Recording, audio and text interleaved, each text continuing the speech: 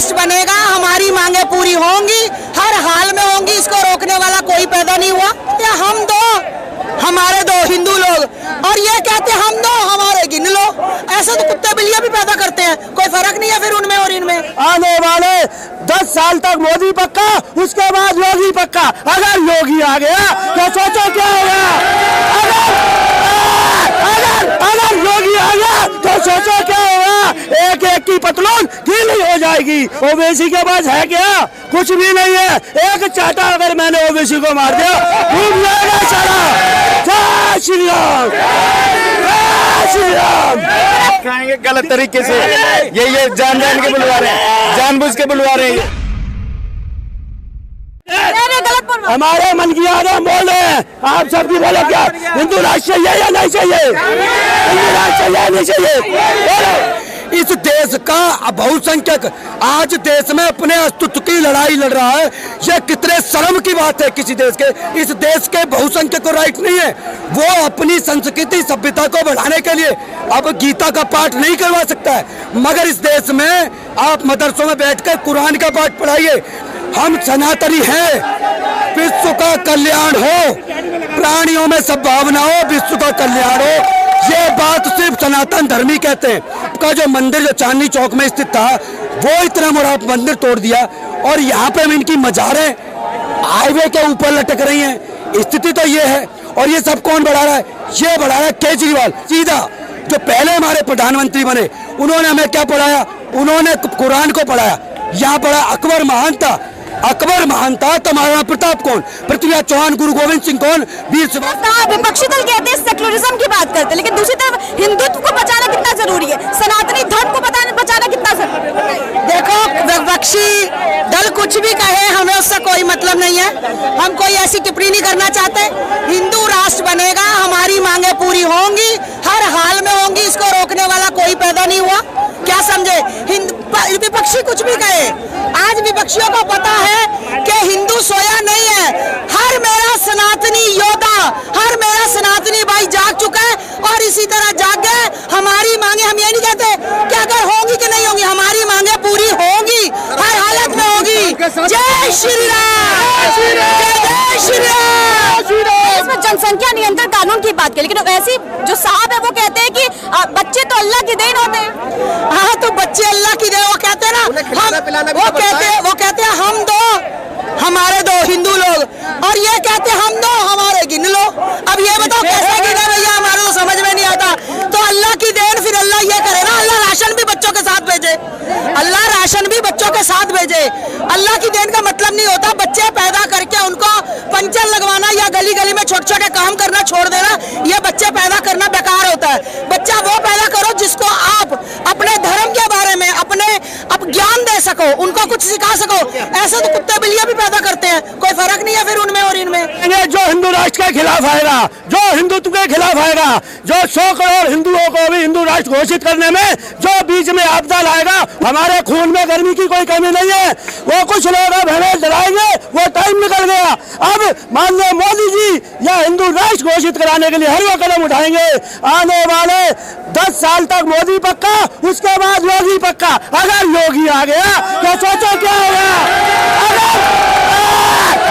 अगर योगी आ गया तो सोचो क्या होगा। एक एक की पतलून गीली हो जाएगी। वो वैसे जब मंच पे चढ़ रहे तो कहते कि इस बार उत्तर प्रदेश का मुख्यमंत्री मुस्लिम नेता होना चाहिए। देखो, ओवैसी को कुछ भी बोलने दो, कुछ चंद लोग बोल लेते हैं अपने आप को कुछ अपने वोट एकत्रित करने के लिए। है क्या उसके पास? ओवैसी के पास है क्या? कुछ भी नहीं है। एक चाटा अगर मैंने ओवैसी को मार दिया डूब जाएगा सारा, डूब जाएगा। इतना समझे, मेरे सामने आके दिखा दो ओवैसी, अगर टिक जाए सारे को छोड़ूंगा नहीं। अगर हिंदुत्व के खिलाफ बोल गया छोड़ने वाला नहीं। इसका हर हिंदू जाग चुका है, दीप जल चुका है, दीप जल चुका है। उसमें तेल डालते रहो और हिंदुत्व की रथ को आगे बढ़ाते रहो। जय श्री राम, जय श्री राम। एक तरफ केंद्र सरकार जो है हिंदू की बात करती है, हिंदू राष्ट्र की बात करती है, तो वही बात नहीं। अरे हमें कहा डर है, अरे हम कहा डर है। ये दिखाएंगे गलत तरीके से, ये जान के बुलवा रहे हैं, जानबूझ के बुलवा रहे हैं। हमें कोई डर नहीं मारा। मैं फांसी पे भी लड़ने को तैयार हूँ, चलने को तैयार। मुझे गलत बुलवा रहे हैं तुमसे जानबूझ के। हमारे मन की आग है, गलत बोल रहा हूं। हमारे मन की आग है, बोल रहे हैं। आप सबकी बोलो क्या हिंदू राष्ट्र चाहिए या नहीं चाहिए? हिंदू राष्ट्र चाहिए या नहीं चाहिए? बोलो किसकी आग? भारत देश की हर हिंदू में आग चाहिए। कुछ नहीं चाहिए, कुछ नहीं कमजोर कर रहे। छोड़ो आप इस बात को। शांत क्या तुम बड़ा चला कोई बात बुलवा रहे हो उल्टा सीधा। कौन बुलवा रहे हैं? और क्या बुलवा रहे हो तुम सीधे उल्टा सीधा। क्या गलत कह रहे हैं? हिंदू राष्ट्र कह रहे हैं, आप तो गलत कह रहे हैं। हिंदू राष्ट्र लाना है, 100 करोड़ हिंदू एक तरफ हो जाएगा। भैया आज नहीं बोलेंगे तो कब बोलेंगे?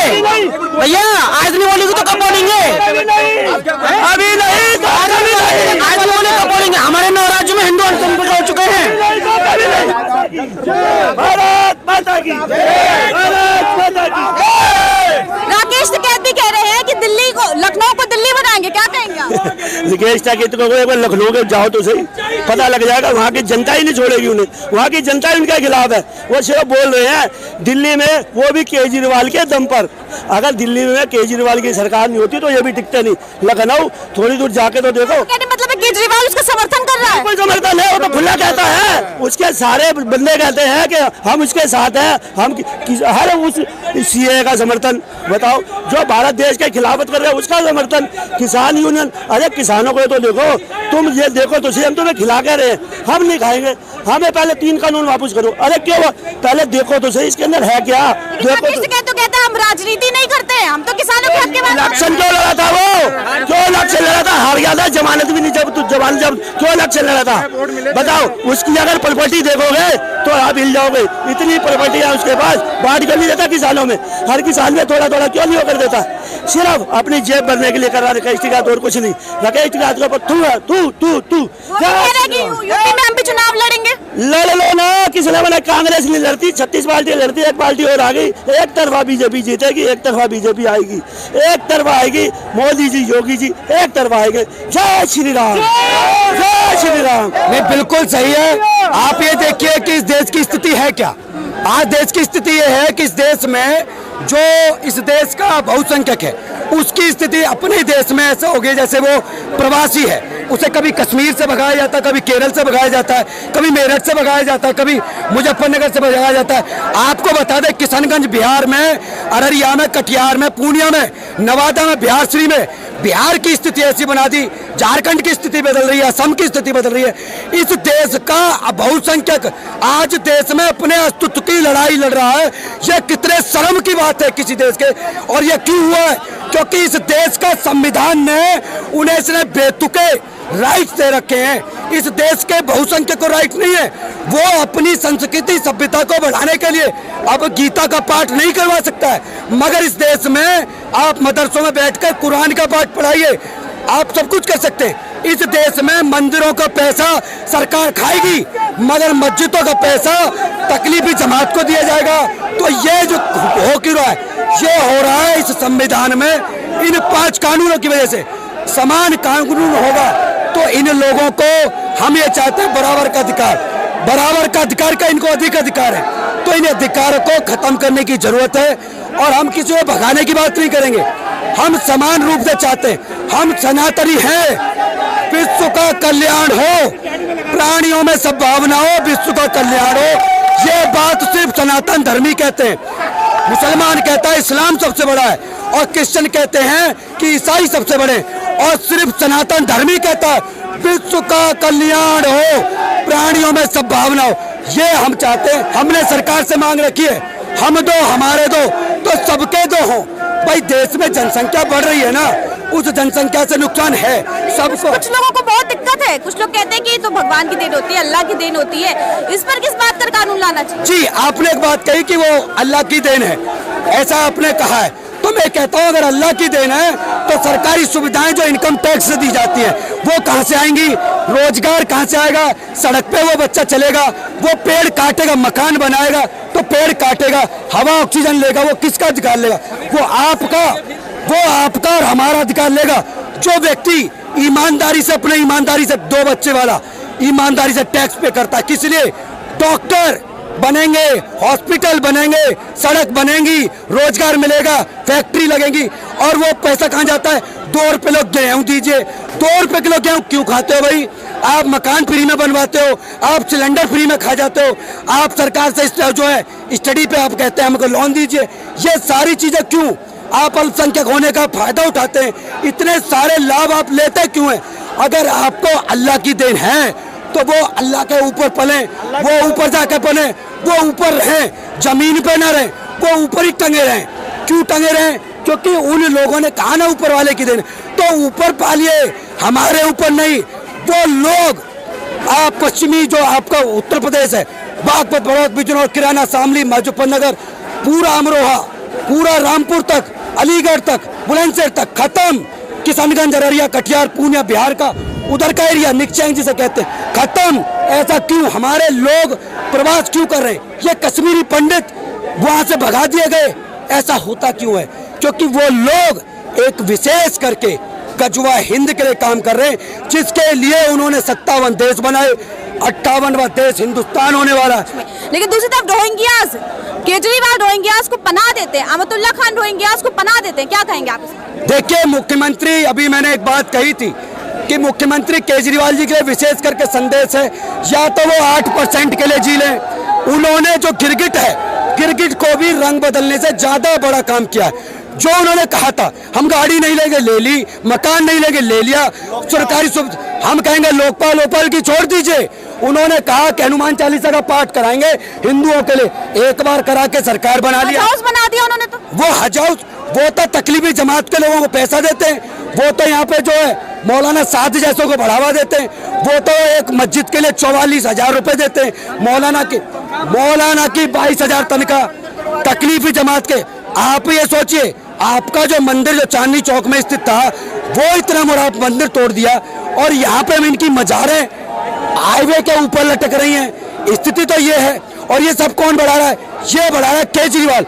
वो रोहिंग्या मुसलमानों को बढ़ा रहा है, वो आपके जो बांग्लादेशी मुसलमानों को बढ़ा रहा है। हमारा साफ संदेश ये है, या तो आपको भी इनके साथ जाना पड़ेगा, वरना इस देश के बहुसंख्यक जो धर्म राष्ट्र हैं, मेरा कहने का मतलब धर्म राष्ट्र ये है, हम सनातनी, हमने कभी भी किसी का जो है किसी तरीके से हमने दबाने का काम नहीं किया, मगर इनके लिए हमारे पास जगह नहीं है। हमारे दिल में जगह थी।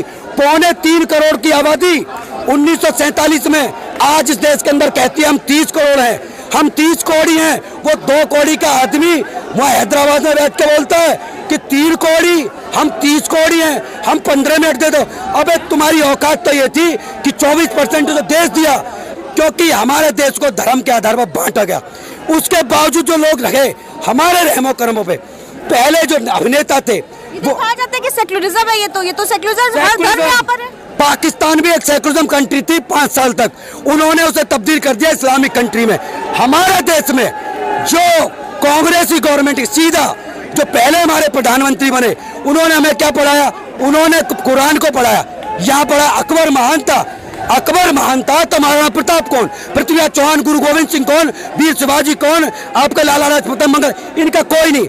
हमें सब कुछ पढ़ाइएगा।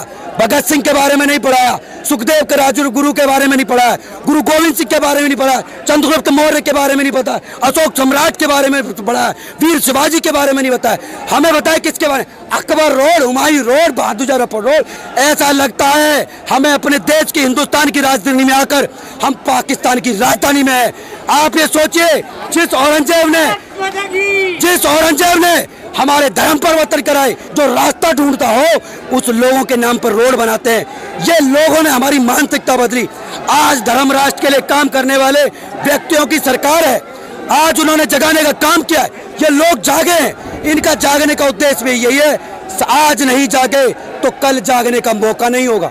आज ये धर्म संकट लगा, आज इसमें 5 कानून नहीं, हमारे यहाँ जो लोग 88% रह गए उनके अस्तित्व की हम लड़ाई लड़ रहे हैं। यहाँ पे सनातनी धर्म की भी बात की जाती है, वो भी कहीं ना कहीं पीछे होता जा रहा है, क्या करें? वो धर्म की बात करें तो ये उनकी शालीनता, वो शांति दूत हैं। और हम अगर हनुमान चालीसा का पाठ करें तो दिक्कत, वो मस्जिद में रोड पे बैठ जाएं, मस्जिद में 4 आदमी, रोड पे 400 आदमी, मस्जिद में जगह है 4 आदमी की, वहां नहीं बैठेंगे। हमें अंदर से बहस दिखाने के लिए वो बहस दिखाते हैं रोड पे बैठ के कि हम इतने लोग हैं। 4 आदमी भीड़ इकट्ठी करके इस देश के बहुसंख्यक को नहीं डरा सकते। इस देश में उत्तर प्रदेश की बात की जाए, हमारे मुख्यमंत्री योगी आदित्यनाथ हो या आपका असम के मुख्यमंत्री, उन्होंने सीधा सीधा कहा कि आज देश में जाग रही हैं चीजें, बहुत सारी चीजें बदल रही हैं और उसी को बदलते हुए आज हमारा साफ उद्देश्य रहा कि आज हम इस कानून के साथ साथ हमने सरकार से मांग की, हम दो हमारे दो तो सबके दो हों, और जो 2 बच्चों से ज्यादा पैदा करे उसकी सरकारी सुविधाएं, उनका वोटिंग राइट, और जो गजवा हिंद के लिए काम कर रहे हैं ना, उनके लिए विशेष करके अनुरोध ये है सरकार से, अगर कोई तीसरे बच्चे चौथे बच्चे पैदा है तो दंपति को उठा के जेल में डाला है।